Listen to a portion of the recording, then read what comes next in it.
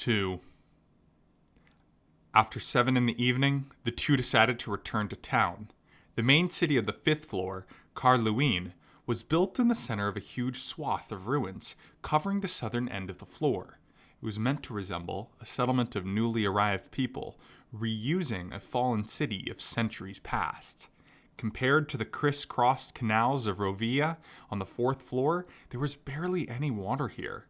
But thanks to perhaps some busy NPC cleaners, it also wasn't particularly dusty. The buildings made of darkened stone blocks were crumbling here and there, but the center of town was full of leather and canvas tents that bustled with chaotic liveliness. It's hard to tell where the safe haven boundary is, Asuna mumbled, after the words appeared abruptly in her view. When the notice disappeared, she turned back to look at the path they'd taken to get there, which was surrounded by half-crumbled stone walls, but there were no archers or other visual cues that suggested the boundary of town. It would be important to remember the spot by sight so that they could escape into the safe haven if they ever got into trouble with monsters beyond its borders. Beside her, Kirito nodded and said, "Yeah, that's the thing. In the beta, people stacked wooden boxes and stuff to serve as the marker, but they're treated as abandoned objects, so they wear out and eventually disappear." "Ah, couldn't you just stack something cheap and durable? Wouldn't anything fit the bill?" "Sure, the crumbled blocks lying all over the place." She looked at where Kirito was pointing and saw a number of square stone blocks scattered around the path. But given that they were the same material as the walls, stacking them up wasn't likely to draw her or Kirito's attention. "Guess we'll just have to keep our eyes open." She resumed walking, trying to imprint the view of the area into her brain. As they approached the center of Carlouin, the first sound to arrive was the piping of a flute in the style of some kind of European folk music, followed by the lively chatter of voices. Over a day had passed since they activated the teleporter gate, and many players had come through it from the lower floors.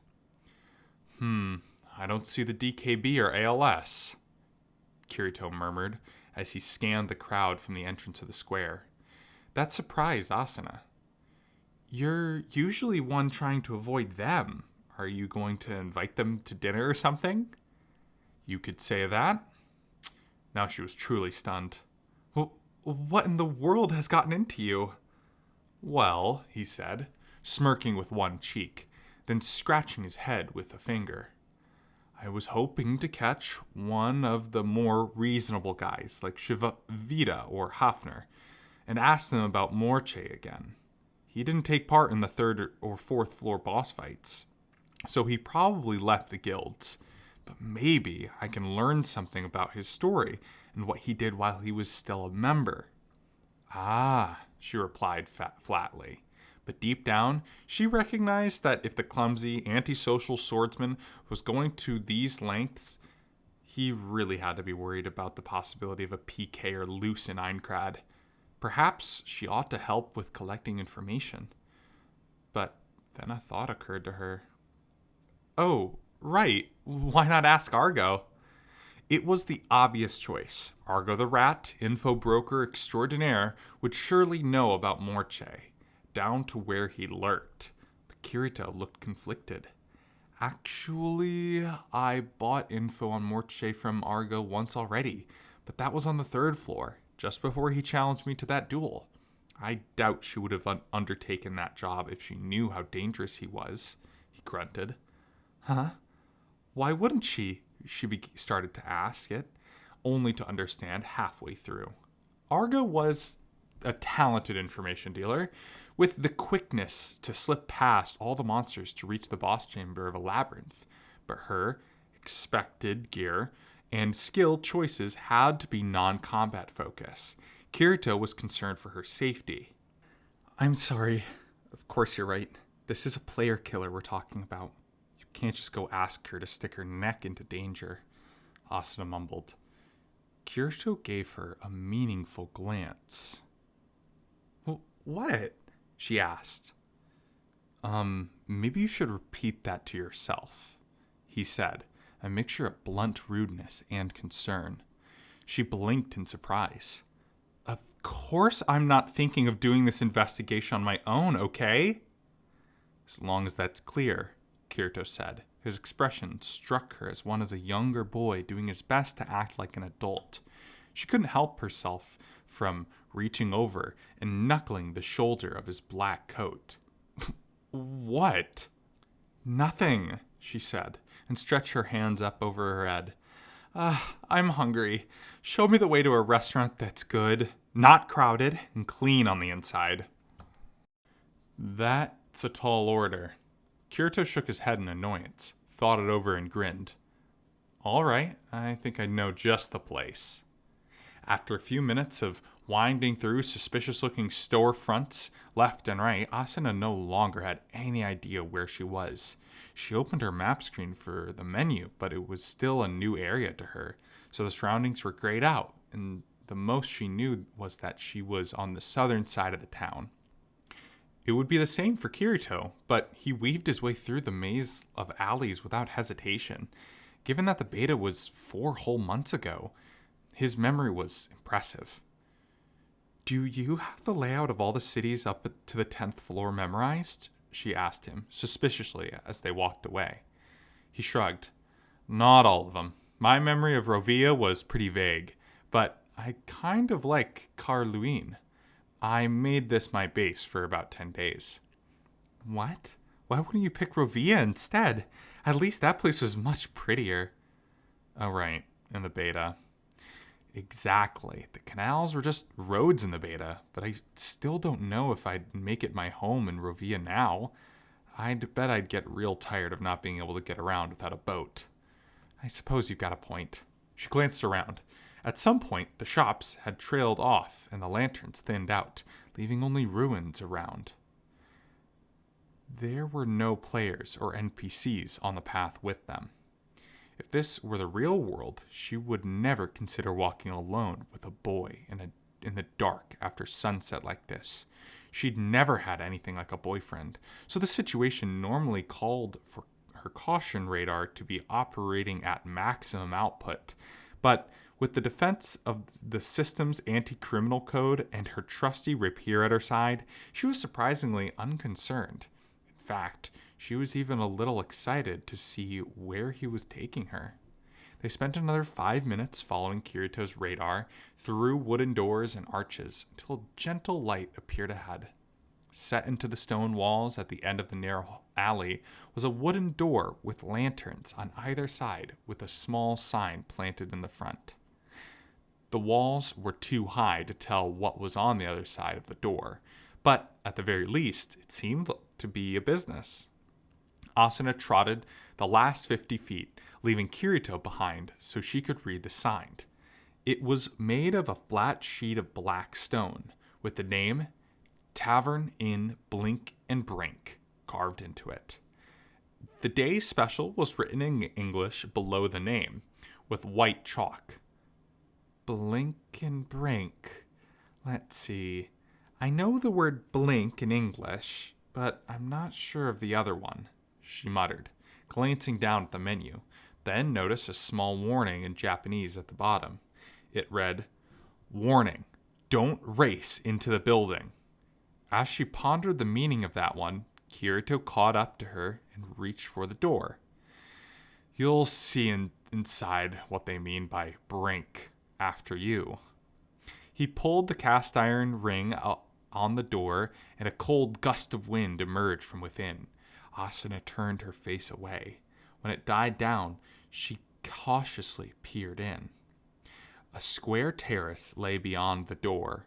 Ahead and to the right were iron railings. While the left side connected to the restaurant, wood repairs replaced the crumbled stone ruins. And when combined with a large country-style window, the atmosphere felt delightful. But Asuna's gaze was drawn back to the terrace ahead. She passed through the doorway and crossed to the stone terrace, weaving around 3 cast-iron tables until she reached the edge and grabbed the stomach-high railing with both hands. "What is this?" she muttered to herself hoarsely. Kirito came up next to her and leaned against the railing. "What is this?" she muttered to herself hoarsely. Kirito came up next to her and leaned against the railing. "Well, it's the sky." But that was such a simple word for what she saw. Her vision was full of the night sky, black and ink on the right, and transitioning to navy, indigo, purple, and finally the deep red of sunset on her left. Up above was a crowded, starry tableau, looking ready to rain down light at any moment. Below was an endless sea of clouds, glowing faintly with the starlight from above. She gazed at the stunning sight, feeling a numbing thrill run through her from the top of her head to the tips of her toes.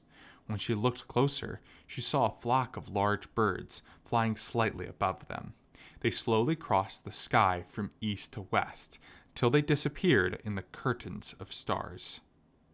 Asuna lost track of how long she'd been standing there, but then her brain kicked back into action. She blinked and murmured, "Of course, brink as in the brink of a cliff." "That's my guess. I had to look it up in the dictionary back in the beta," Kirito replied. She glanced around again. The high walls on either side of the terrace curved gently, each side covering the base of the mammoth pillar that stretched all the way to the bottom of the floor above, 300 feet away. As the name suggested, they were at the very brink of Aincrad itself. I've never been this close to the edge. And not since the beta for me. There's a jutting observation deck down in the town of beginnings on the first floor, but I've hardly been back there. Just to confirm, what happens if you jump over this railing? He didn't respond at once. Kirito leaned his upper half over the railing to peer down. "Hey!"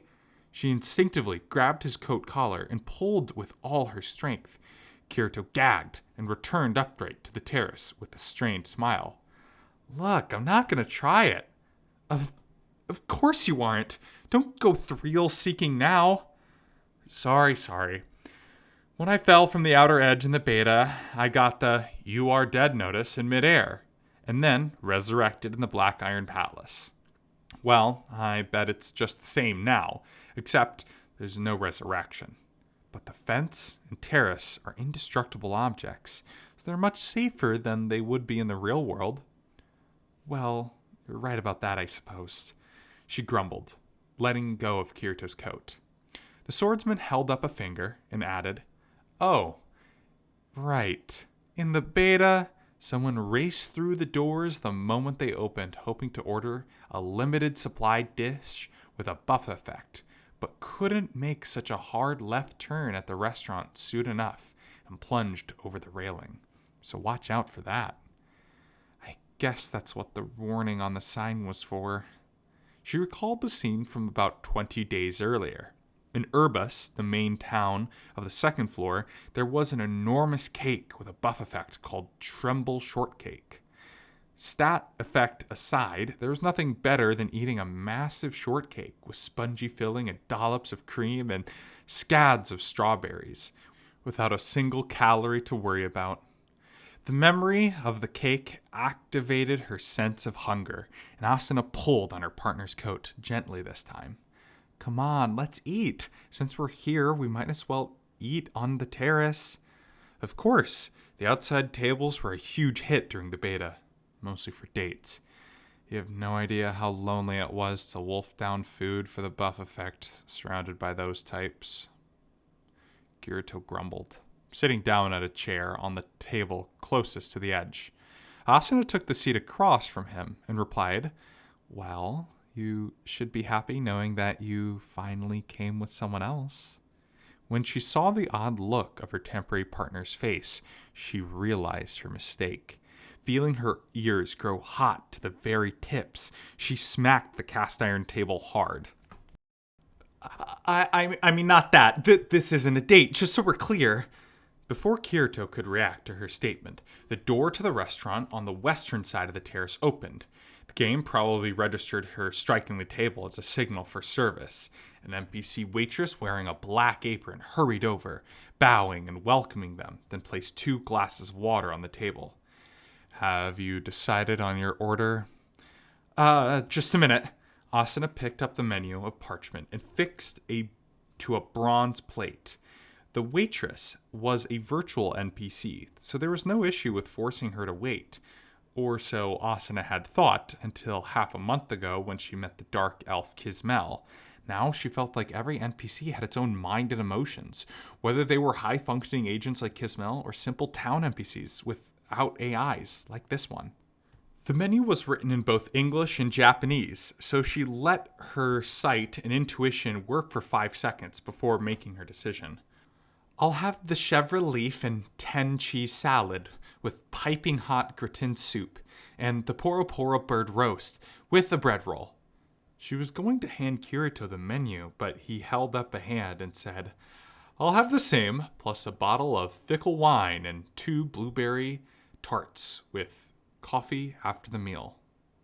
The waitress repeated it back perfectly, then left. Asuna let out a long breath.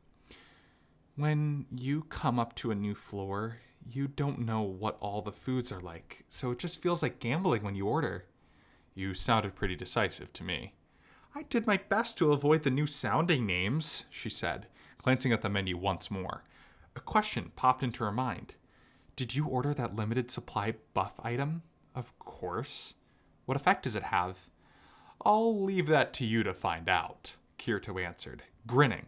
Asuna fixed him with a glare, deciding she'd make him test the dishes first for poison. Just like that, the food arrived. To her relief, the salad, soup, main dish was all largely as she's anticipated. Kirito pulled the cork out of the wine bottle with his fingers and poured the golden liquid into Asuna's glass. She'd thought the name sounded weird when he ordered it, but it looked just like an ordinary white wine, except that when Kirito poured it in his own glass, the wine was pink and bubbling. What kind of trick is that? It's not a trick or sleight of hand at all, he said, boldly, setting the bottle down with a smirk. This wine changes at random between red, white, rosé, and sweet, dry, or sparkling each time you pour it. Hence the name, fickle wine. So you wound up with a sparkling rosé? I got it. She lifted the glass and clinged it to Kirito's and took a sip. The sharp chill and the subtle flavor was a pleasant stimulation to her sense of taste. It was a lot like the white wine she'd tried in the real world, but of course, here was no alcohol content. A dry white. That's good. Kirito murmured, watching her closely. She arched a questioning eyebrow at him, and when he looked away, clearing his throat awkwardly, I wondered if you had experienced drinking wine. Well, a bit, just for the taste, she started, then stopped when she realized that it was bordering on real-world information again, and quite a sensitive topic. If she made him think that she had wine regularly, that would mean she was above 20, the drinking age.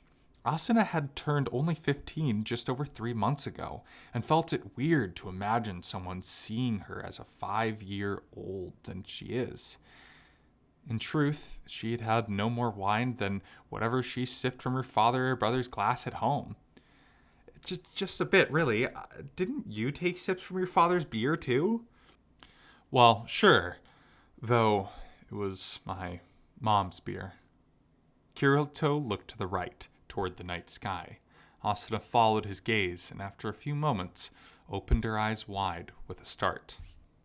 She hadn't noticed at first because there were so many stars in the sky, but now that she looked, she could see a line of 3 stars, Orion's belt.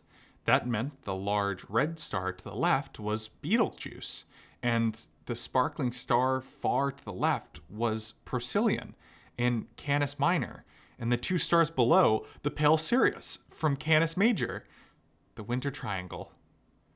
The same constellations in the real world.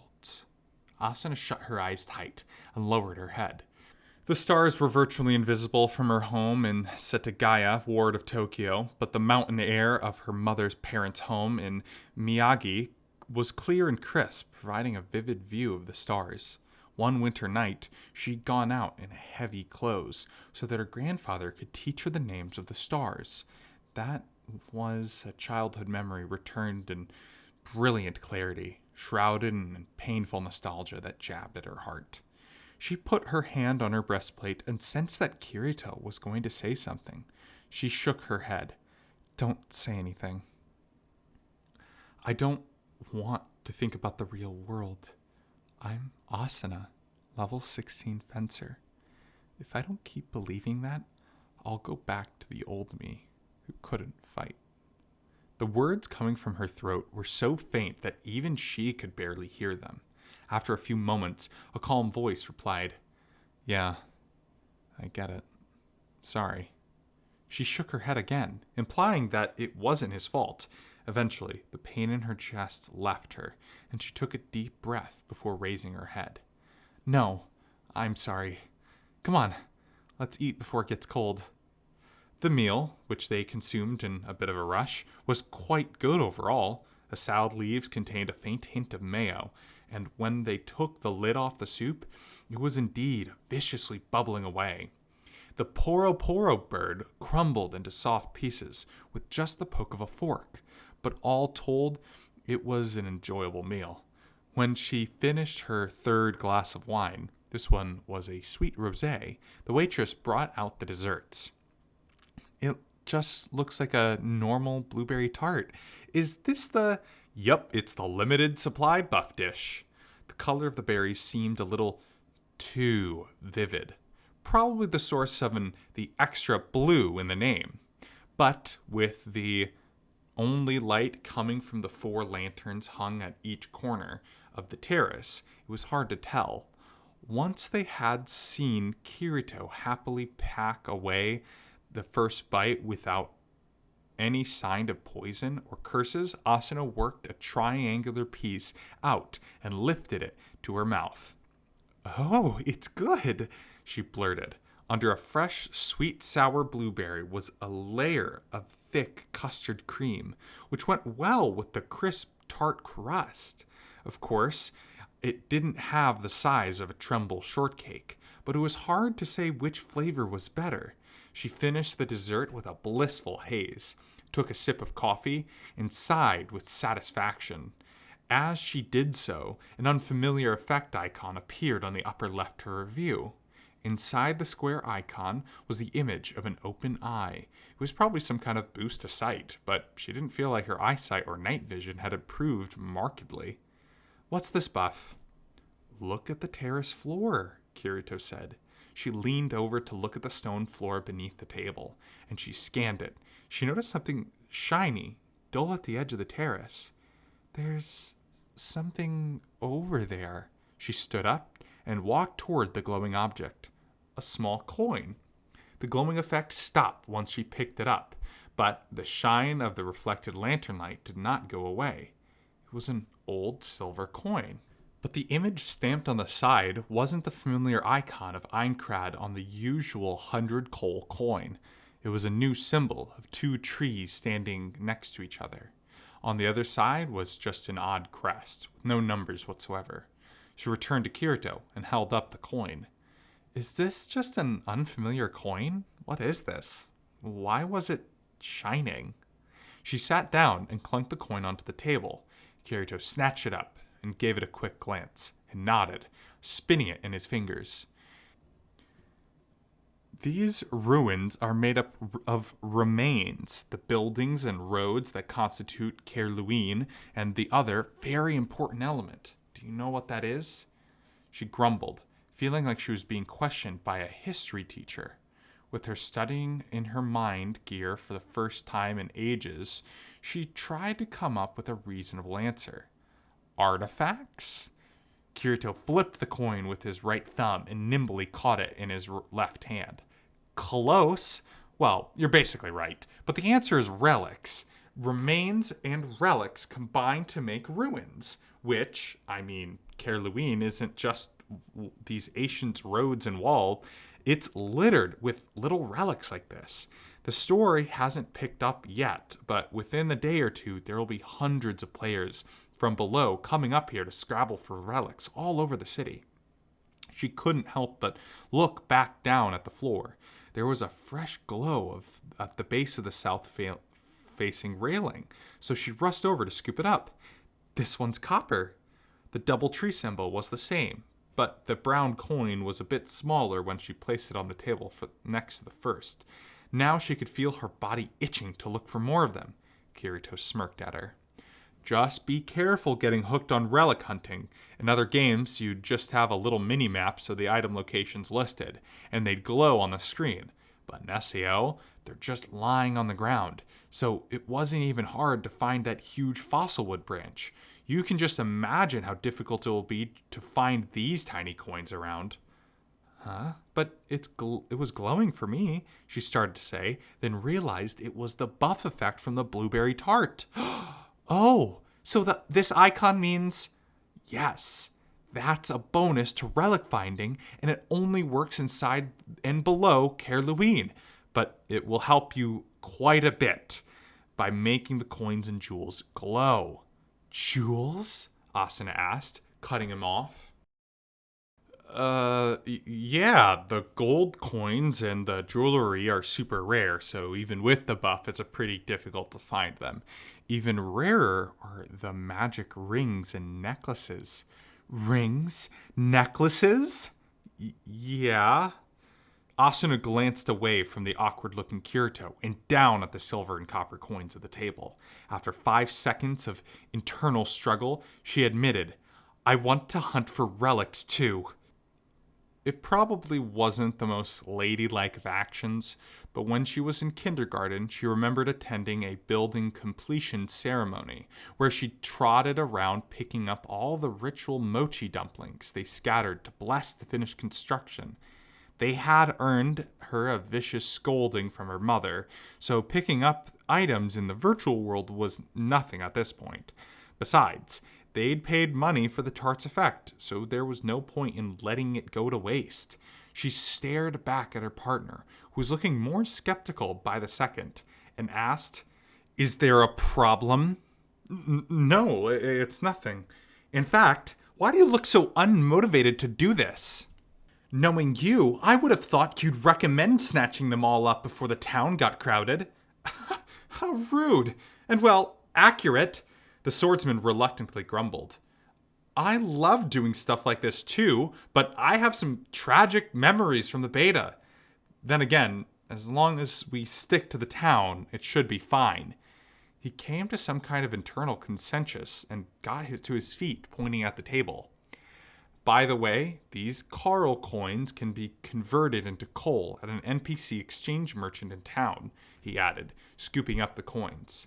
When the NPC waitress came to clean up the dishes, they gave her an automatic thanks for the meal and headed back to the big door. There were still no players in sight, but once the buff tart was included in Argo's strategy guides, that cue from the beta would return. How long does this buff last? Asuna asked as they departed. Kirito put on a face like an adult, reassuring a small child. There's no need to panic. We have an entire hour. You mean only an hour? Oh, right. Can you order more of those tarts for takeout? Unfortunately, the buff only works if you eat it in the restaurant. Just one per customer. 30 made a day. Ah, so you couldn't buy them all up and resell them for a huge profit? Asuna muttered. Kirito pulled away in mock horror. Wow, even I wouldn't stoop that low. I didn't say I would do it. I'm just saying it's a good thing that it's impossible. Even as she poked the shoulder of his coat, she was careful not to take her eyes off the ground. For now, she didn't see any glowing objects. There were 2 on the terrace earlier, but I'm not finding any out here. There aren't many relics in the pathways, and basically 0 in NPC stores and buildings.